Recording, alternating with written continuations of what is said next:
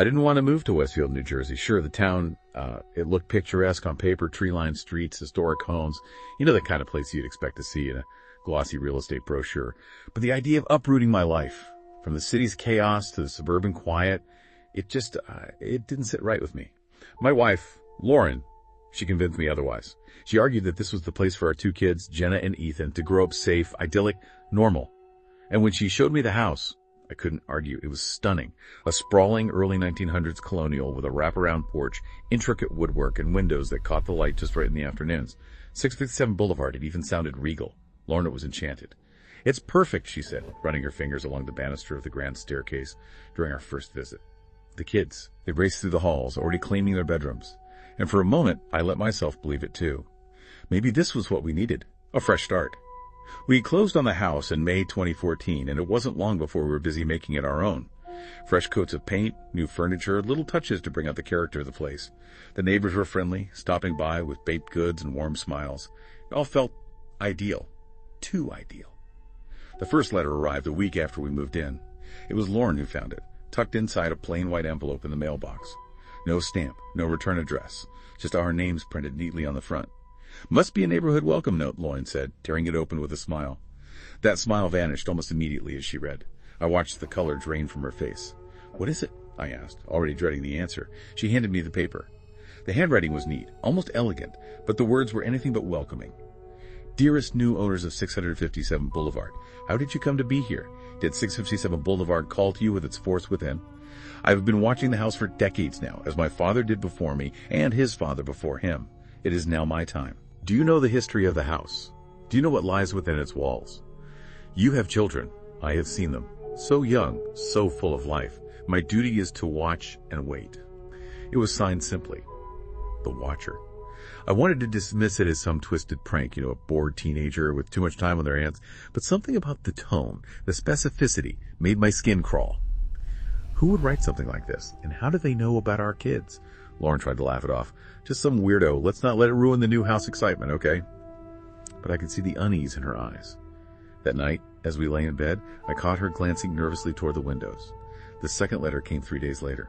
This time, the envelope was addressed to the new family at 657 Boulevard. Inside, the message was longer, more detailed. The Watcher described the layout of the house, the rooms, the windows. They mentioned specific details about our renovations, details they couldn't have known unless they were watching us. I see you've begun working on the second floor. The workers have been busy. Do they know what's hidden in the walls? Have you found it yet? But it was the next part that chilled me to my core. The children, have they adjusted to their new home? Or are they too afraid to play in the basement? It's better if they are afraid. The basement is far from the rest of the house. If you were upstairs, you would never hear them scream. I didn't sleep that night. Instead, I sat by the window, staring out into the darkness, trying to spot anyone who might be watching. The street was quiet. The only sounds, the occasional rustle of leaves or the distant hum of a car. But I couldn't shake the feeling that I was being watched, that we were being watched. The police were little help. It's probably just someone messing with you, the officer said, barely glancing at the letters. Let us know if anything escalates. That was it. No patrols, no investigation, just a suggestion to install some cameras. So I did. I put up cameras at every entrance, every angle of the house. I even installed motion detectors and reinforced the locks on the doors and windows. Lauren thought I was overreacting, but I couldn't take any chances. Not with Jenna and Ethan. The letters kept coming. Each one was more sinister than the last. The Watcher began referencing conversations Lauren and I had in the privacy of our home. They described what Jenna was wearing when she played in the yard. They mentioned Ethan's favorite toys. I see that your daughter loves to draw. Her artwork is lovely. Does she draw the house? Your son is growing so fast, soon he will want to explore the secrets of 657 Boulevard. Will you let him? The paranoia was consuming me. Every shadow, every creak of the house felt like a threat. I started noticing unfamiliar cars parked near the house, strangers lingering just a little too long on the sidewalk. But every time I confronted someone, they'd act confused or offended. Lauren tried to keep things normal for the kids, but even she couldn't hide her fear anymore. Jenna refused to sleep in her room, insisting she heard whispers coming from the vents. Ethan started wetting the bed, something he hadn't done in years. And then there was the basement. We avoided it as much as possible. It wasn't just the Watcher's ominous warning. It was the feeling down there. The air was heavy, oppressive. The walls seemed to close in the longer you stayed. I could swear I heard faint tapping sounds coming from behind them, like someone or something was trying to get out. One night, I mustered the courage to search the basement thoroughly. Armed with a flashlight and a crowbar, I pried open every loose board, every hidden compartment. I found old wiring, scraps of paper, even a child's shoe, but nothing that explained the watcher's cryptic remarks. Still, I couldn't shake the feeling that I wasn't alone down there. But the fifth letter, Lauren had reached her breaking point. "We can't stay here," she said, tears streaming down her face as she clutched the latest note. "Whoever this is, they know too much. They're too close." I wanted to argue, to reassure her that we could handle it. But deep down, I knew she was right. The watcher wasn't going to stop. And worse, I was starting to feel like they were everywhere, watching us from the shadows, listening to every word, every thought. We left 677 Boulevard 6 months after moving in. Packing up, it felt like admitting defeat, like letting the watcher win. But I couldn't risk my family's safety. Even now, years later, I still feel their presence. Sometimes I catch a glimpse of a figure in my peripheral vision, or feel the weight of unseen eyes on me. I still wonder who or what the watcher was. A deranged neighbor, a ghost tied to the house, something darker. I don't have the answers. And maybe that's the scariest part of all. We fled our dream home, defeated by an unseen tormentor, the watcher. He still haunts my thoughts. Who was he? Why did he target our family? The questions linger, a constant reminder that some mysteries remain unsolved. Perhaps that's the most unsettling truth of all, the realization that darkness can lurk anywhere, even in the most idyllic settings. We sought a fresh start, a safe haven for our family, and instead we found a nightmare we couldn't escape. And so the tale of 657 Boulevard remains, a chilling whisper in the quiet suburbs of Westfield, New Jersey. I've always believed someplace they harbor evil, like dark, suffocating shadows clinging to the walls, waiting for someone to stumble into their grasp. And 137 Sycamore Street was one of those places. When I moved to that quiet neighborhood in Cleveland, I was looking for simplicity, a peaceful life far away from the chaos of the city. The street was lined with modest homes, tucked away from the world. Quiet. But there was something about number 137. It was a sagging house, peeling paint, a rusty chain-link fence that looked like it hadn't been touched in decades. And it made me uneasy. Right from the start, I first noticed it while jogging one evening. All the windows were covered with these thick, dark curtains, tightly drawn, even during the day. A rusted padlock hung on the gate leading to the backyard, sturdy, like it had been there for years. The whole place just had this aura of secrecy, as if it wanted to shield itself from prying eyes. But looking back, maybe it wasn't secrecy. Maybe it was something much, much darker. The man who lived there was named Arnold Cruz, a name I wouldn't forget anytime soon. He was in his mid-50s, stocky, graying hair slicked back. I often saw him working on his car in the driveway, humming off-key tunes like he didn't have a care in the world. He was polite, but distant, offering just curt nods and one-word greetings. The neighborhood kids avoided him, and most of the adults did too. I remember trying to strike up a conversation with him once. I was walking my dog, and he was tinkering with his engine. "Nice evening," I said. He grunted, barely looking at me. Yeah. God, the way he spoke, or rather didn't speak, it made my skin crawl. It was like he was holding something back, some festering secret he had no intention of sharing. And at night, the house came alive with these unsettling noises, muffled thuds, dragging sounds. And once, just once, I heard this faint, high-pitched scream. It sent chills down my spine. Woke me up in the dead of night. I was convinced I'd heard someone crying. My heart pounded in my chest as I strained to listen. But the sound just faded into silence. The next morning I tried to convince myself it had been a dream, just a trick of the mind. But deep down, I knew better. One evening I was walking past the house, and I saw a woman's face in one of the upstairs windows, just for a fleeting moment. Pale skin, dark, hollow eyes. They seemed to plead for something. Help, maybe. Mercy, I don't know. But before I could even process what I'd seen, she vanished, yanked back into the darkness. I just stood there, frozen on the sidewalk, staring at the window. The curtain swayed a little, like it had been disturbed by a draft, but no one appeared again. The first real crack in Arnold's facade came one summer morning.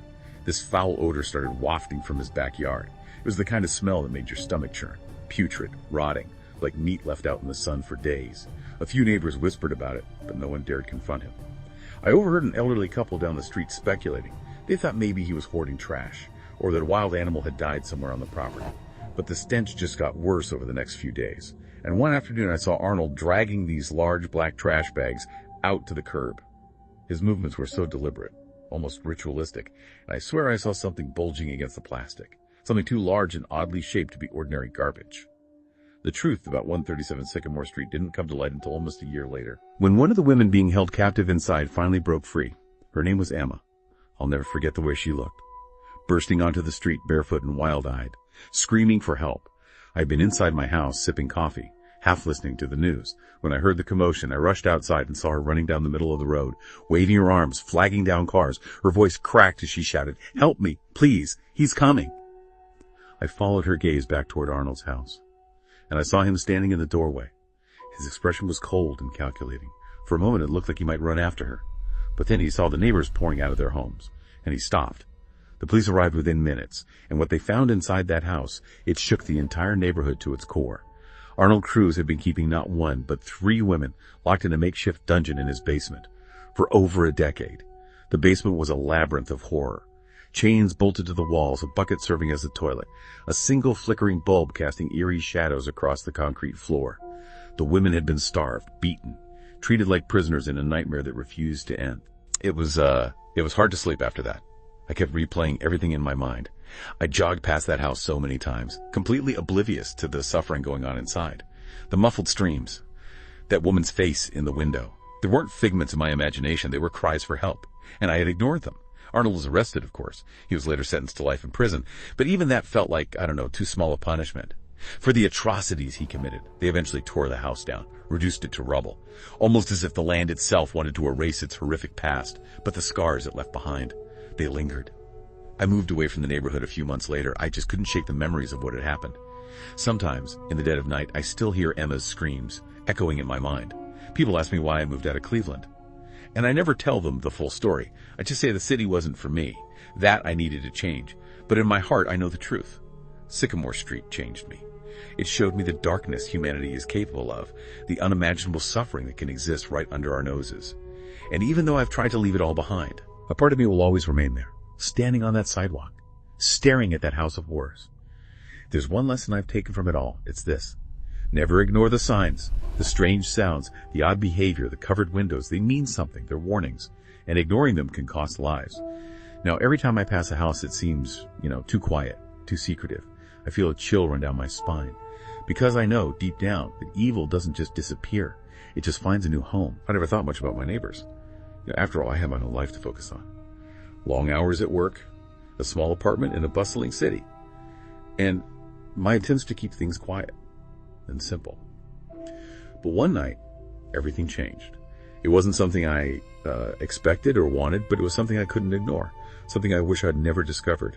It started with a small, unremarkable sound, just a faint click, almost like a pen tapping against the wall. It wasn't loud, but it was enough to catch my attention, especially at 3 a.m. when the apartment complex around me was silent. I glanced over at my bedroom wall. The sound didn't make sense. There was no reason for anyone to be making any noise at this hour. I shrugged it off, attributing it to the usual creaks and groans of an old building, but my gut was telling me something was off. I couldn't quite put my finger on it, but the feeling lingered. In the days that followed, I began noticing more strange occurrences. At first they were subtle, an unusual rustling coming from the shared hallway when no one was around, shadows shifting at odd hours under the door to the next apartment, but nothing that seemed conclusive. Maybe I was paranoid. Maybe it was the isolation that came with living in a small, unfamiliar neighborhood, but the sounds continued. Even though I wasn't one to jump to conclusions, something about my neighbor's behavior started to unsettle me. He lived next door, a man named Takashi. We never spoke much, just the usual nods when passing by in the hallway. Takashi was quiet, kept to himself. It always seemed to be there at the oddest hours, like he never slept, or at least not like the rest of us. His apartment was dark, and when I passed by I could sometimes hear the low hum of his TV, as if he had it on in the background for company. It was a cold Wednesday evening when I returned home late from work. The building was quiet as usual, and I slipped into my apartment, ready to collapse into bed. But then, as I sat down at my desk, I noticed it.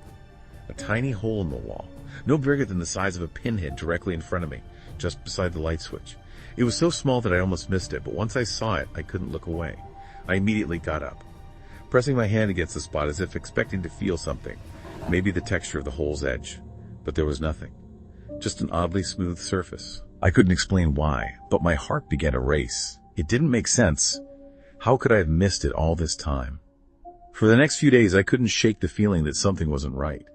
I began obsessing over that tiny hole, trying to convince myself that it was nothing more than a defect in the building. But my mind kept returning to Takashi. Was he the one who drilled it? The thought seemed absurd, but something about his behavior began to feel off. He was too quiet, too secretive. It wasn't like he was the kind of person to strike up a conversation. But his aloofness started to feel more like avoidance, and every time I glanced at that hole, I felt a chill in the air. Then one night, while lying in bed, I heard it again, the faint tapping sound, like someone knocking on the wall. I froze, my heart pounding in my chest. The tapping continued, rhythmic, deliberate. It was coming from Takashi's side. For the first time, I felt a rush of panic. I quickly got up and pressed my ear to the wall, trying to make sense of the sound. It was faint at first, but then it grew louder, more insistent. I could feel it deep in my bones, as if the tapping was vibrating in the very walls around me. I had to know what was going on. The next day, I decided to confront Takashi.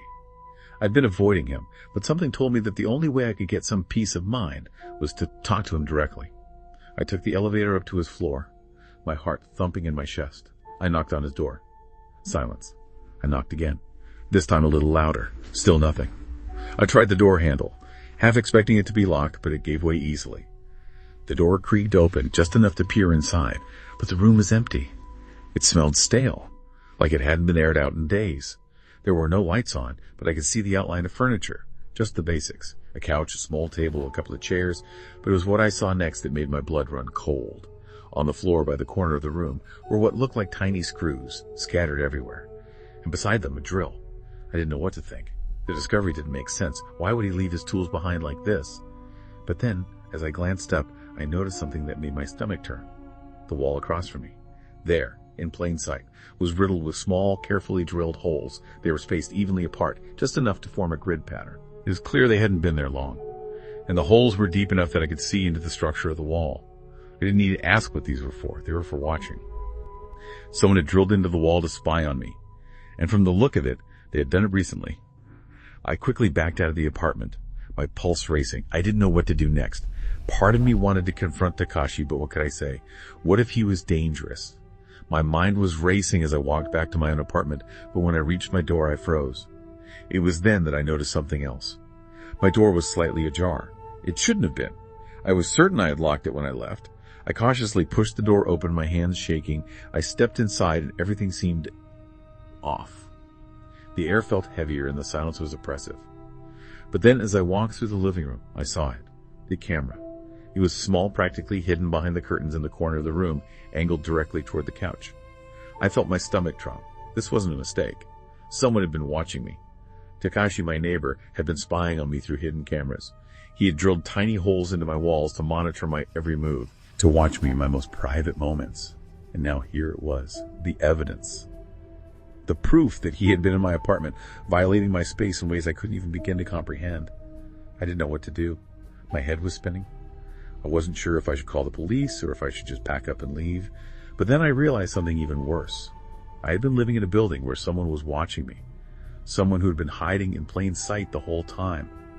I spent the next few days in a paranoid haze, trying to piece together what had been happening. I knew I couldn't stay there any longer, but I also knew that leaving wouldn't erase what had happened. Every time I closed my eyes, I could still hear that faint tapping sound, like Takashi's eyes were always on me. I moved out a week later, never returning to that apartment, never looking back.